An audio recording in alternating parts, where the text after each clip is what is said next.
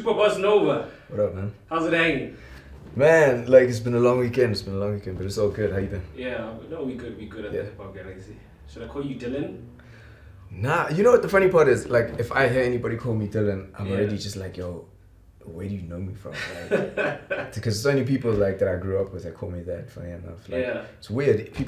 More people call me Super Boss Nova than they do Blayze now. For real? Yeah. So how do you introduce yourself? Because a lot of rappers, they don't feel like they want to introduce themselves as their rapper names because they feel like that's not them. They want to be known as something else. So how do you feel about that? I mean, look, if it's a interview scenario, then yeah, it's either Blayze or Super Boss Nova or whatever. Yeah. But like in a personal capacity, like if I meet somebody on a social level, like I don't know, it depends, I suppose. If it's like family, friends or something like that, then it's like, Dylan. I'm not gonna be like, yo, Blayze. It's just, it doesn't work. Okay, cool. No, for this part of the interview, I hope it's cool if we call you Dylan. Nah, that's cool. Because we want to know Dylan now. Okay. Nah, that's true. So, we asked the streets about you, and the streets kind of came back with some interesting information. You were actually born in Zim. Yeah, man, I was born in Zim, and then I came to South Africa when I didn't come to South Africa. My parents came to South Africa when I was 3. And then I grew up in Rustenburg in the northwest, in Klabani. Moved to Zinjaville, and then to town. My parents are still there. My brother's in the UK in Bristol, and I'm in Joburg. But yeah, I was born in Zim, grew up in Rustenburg. Crazy. So your parents Zimbabwean or? No, my parents are both Zimbabwean. My grandmother's South African. She's actually from Durban. So yeah. Okay. Like that's how the whole. One of Mugabe's people.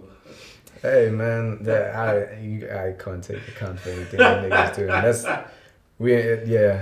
Next question. Already okay. 2-1 in the kitchen. Okay. Yeah. So another thing we learned is that before we go there, can we just talk about where did you go to high school? Yeah. Obviously you mentioned where you're from. So where did you go to high school?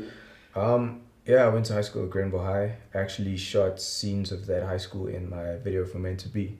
Like I went back to the high school, and it was pretty dope because like they were really like welcoming about it. They didn't make it stress and admin. So yeah, I went to high school in Grenville High, and then I went to varsity in Part1. I went to Perk, and then after that, I joined the corporate world for a little while. Yeah. So just to back up, how was Dylan in high school? Were you the guy that was always in a cipher, or like the funny part is, and people who know me well personally, I'm an introvert. Okay. Yeah, like I'm an introvert. Like I'm very to myself, whatever the case is. Like I don't really let a lot of people into like a close personal space. Like even to say, yo, come over to my crib. Like there's people I've known for years who have never set foot in my house. Like there's a certain personal space like I'm very particular about, and I suppose it's because of the nature of the industry and the stuff that I've seen. Like I'm just like, nah, there's certain things I'll expose, certain things I won't. But like in high school, man, I was a skinny dude. I was like probably the skinniest kid like in school, literally. Like I was, as long as I can remember, I was always a skinny kid. I had bad teeth. I had to get braces. Yeah, my front row teeth like just pushed out because of a bad, stupid sucking lip habit that I actually picked up from my cousin. And then his dad whooped his ass and he stopped, and I carried on. So it didn't pan out. 3 years worth of braces later. I got back to it, and it's actually weird because there was a stage in my life in my that high school. Well, yeah, that was primary school when I had braces. Was like, you don't see photos of me. I just refused to be in front of photos because I didn't like it. So yeah, it was a weird thing, and I think that's where the introvertedness of me came in. I always was very outspoken in terms of like being witty, being sharp. Like I always had a joke. I always had a comeback. People wouldn't tease me because they were just like, hey, he's gonna say something and it's gonna burn. But I only weighed like 25 kilos, so it was like I had to pick my fights very carefully because I was gonna get thrown around, man. So yeah, I was a skinny kid, but I was very athletic. I did every sport: basketball, cricket, rugby, hockey. I played provincial. I went to national tournaments 8 years in a row. I played provincial. Humble brags, yeah. Nah, just like not even humble brags. Just really giving you an insight into who I was. I really love being active, and like with your life in Joburg and this career and that sort of stuff, I'm not as free to be as active as I used to be. Like I work out now in that gym, and that's my thing. And that really kicked in like grade 12. I was like, yo, I'm tired of being skinny. What happened? Did you get bullied too much? Because you said you had a smart mouth, so I'm sure that rubbed people the wrong way. Yeah, it rubbed people the wrong way, but I ran pretty fast too. So, like, it worked in my favor. But, like, yeah, jokes aside, like, I just decided one day, I was like, I'm tired of being skinny. I don't like, you know, people perceive you a certain way based on your physical appearance. And I was like, shortchange me just because of that. I remember my hockey coach was like, yo, I'd put you on the first team, but you have the skill level, but you're too small. Like, you're physically gonna get pushed around, and that's gonna frustrate you. And if you get hurt, I gotta answer to your parents, type 5. And I was like, so you're gonna undercut me purely based on that? So when I got to grade 12, I was just like, nah, I'm tired of this. So with first year varsity, I literally just sat in the gym, and I was like, I'm gonna eat as much as I can, and I'm gonna gym as much as I can. And anybody who ever like thought or overlooked me, like, cool, give me a year, give me 2 years, whatever the case is. And I really, like, even now I'm a lot smaller than I used to be, but it's manageable now. Like, I used to be a lot bigger. Like, I struggled to find like cool fashionable clothes because, you know what I mean? So, but it worked in my favor because being that big as well, people would perceive me to be very aggressive looking, like unapproachable. So a lot of things and dynamics came into it. I was injuries and that sort of stuff. But like, yeah, that was me in high school. I was very, very like outspoken but introverted. Still am to an extent. Okay. Yeah. And you know, you went to university. I believe you did a BCom marketing. Yeah, I did BCom marketing. In the 3 years I was allocated it, not 5. There were some dudes that I got there, they were studying.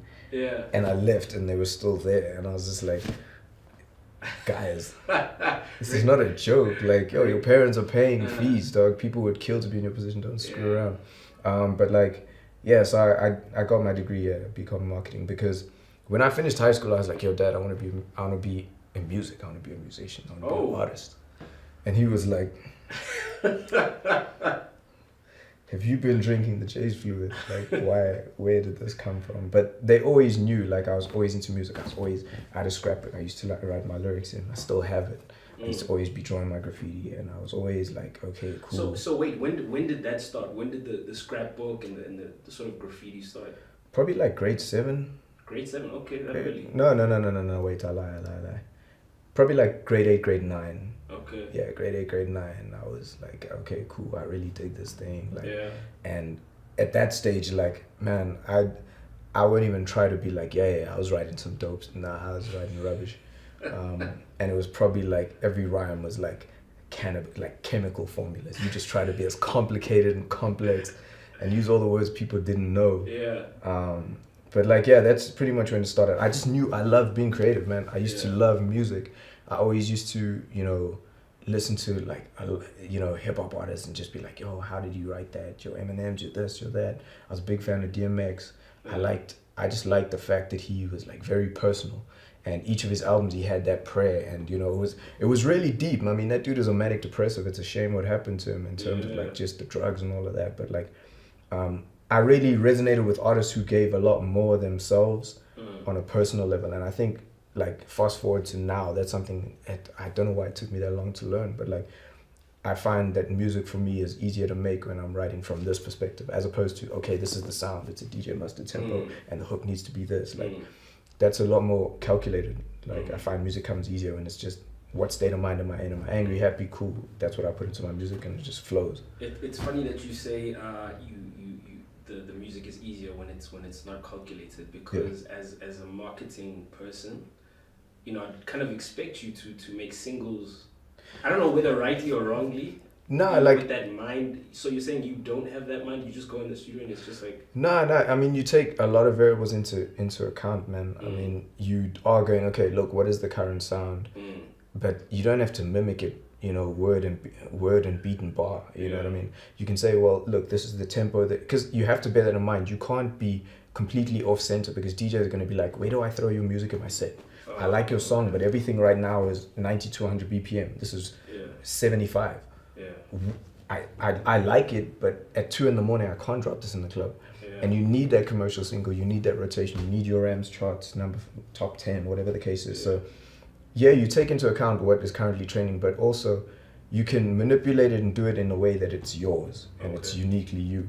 Suga didn't sound like anything that was out at the time, but it was within tempo.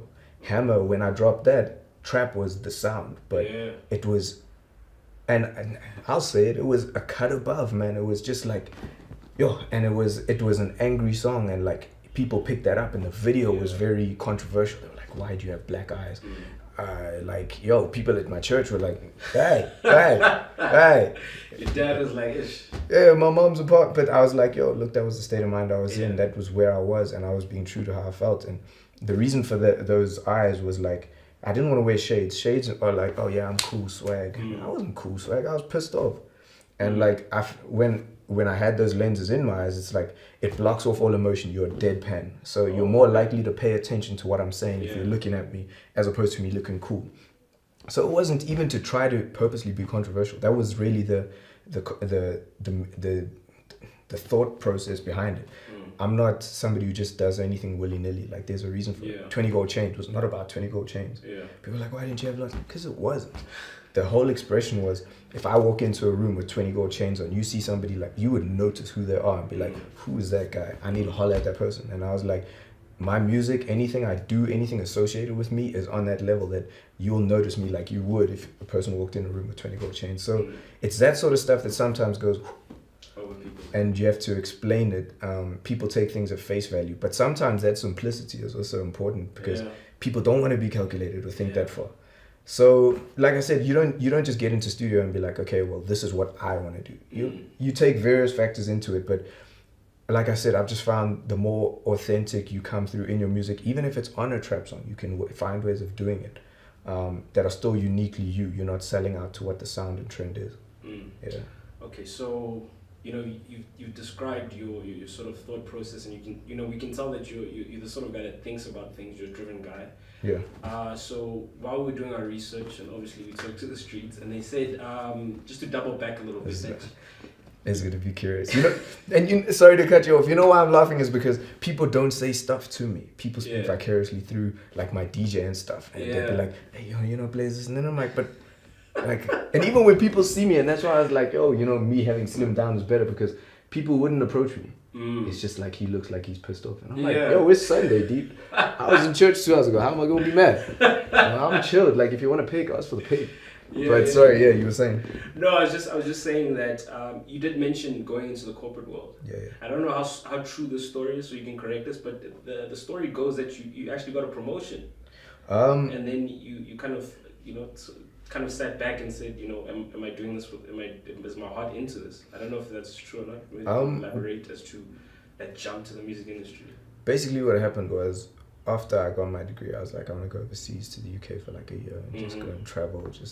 That was the plan. And then there was a director. He's actually the gaming director of Sun International. He headhunted me, and he was like, look, recruited me for what they call their graduate management program. And it was like a fast-tracking program where you'd spend time in every aspect of the business, learn and understand, and then go into your field specifically, but having like a holistic view of what the business is.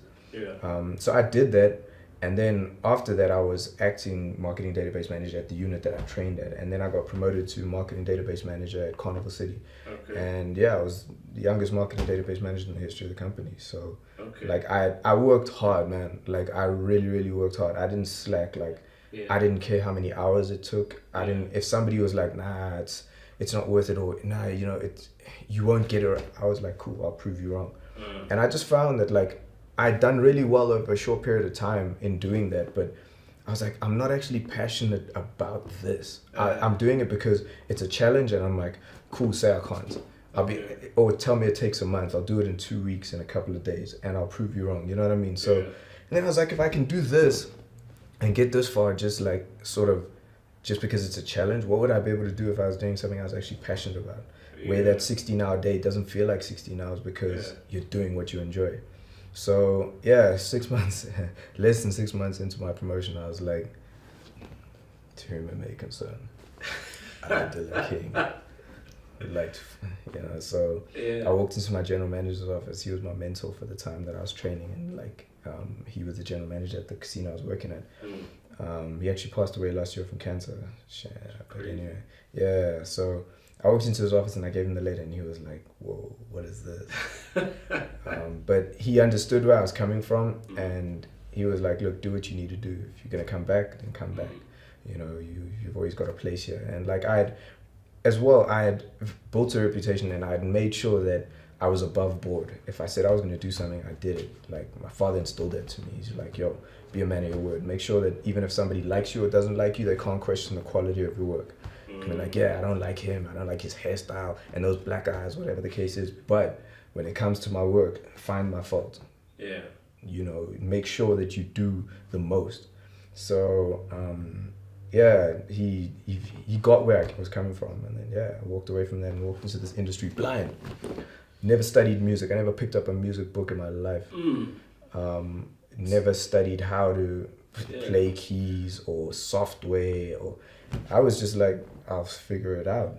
I taught myself, got my own software, loaded it onto my computer, play by ear. Okay, cool. Yo, this is what, and that's instinctively where it came from. And I'm not saying that you shouldn't take the time to learn or formally add to your knowledge in terms of music or whatever the case is. You should invest in yourself, learn as much as you can. But at the same time, one thing that I found that was an advantage for me, one, I had a corporate background, so I had a very functional process strategy, and in the creative industry, like that is not that it's not there, but it's not a priority. It's more the creative and the idea and the cool stuff. But the actual saying, yo, the contract, the bank statements, did you register, that sort of stuff, I had a strength in terms of that, and I used that to my full advantage. But then also, not having studied music and all of that, I wasn't bound to certain things. Like, there's times I'll sit with my engineer and we're mixing a song, and he's like, no, but those chords and the progression. And I'm like, no, tell me about the chord progression. How does it make you feel? And that's what I go off of. It's raw, it's uncut, and I'm going, man, I just really like those keys, and I'm chesty when I play it this way, and this makes me happy. And that's what music is. It's about playing off emotions, either good or bad. Why do you listen to Adele when you want to be chesty? Why do you listen to Turn Up when you want to go out, or you're feeling good, or you're feeling pissed off? Because that music does something to you. And I just found my lack of knowledge was compensated for by just raw emotion to say, this is just the type of song it is, and this is how it makes me feel. When I play it to other people, it makes them feel that way too. So that's pretty dope. I don't know what, I didn't know what chord progression and all that structure. It was like, oh, major fifths and your finger. Man, this is a dope song. Tell me about major fifths, you know what I mean? Yeah. So yeah, that was instinctively just where it came from, and I just pushed from there.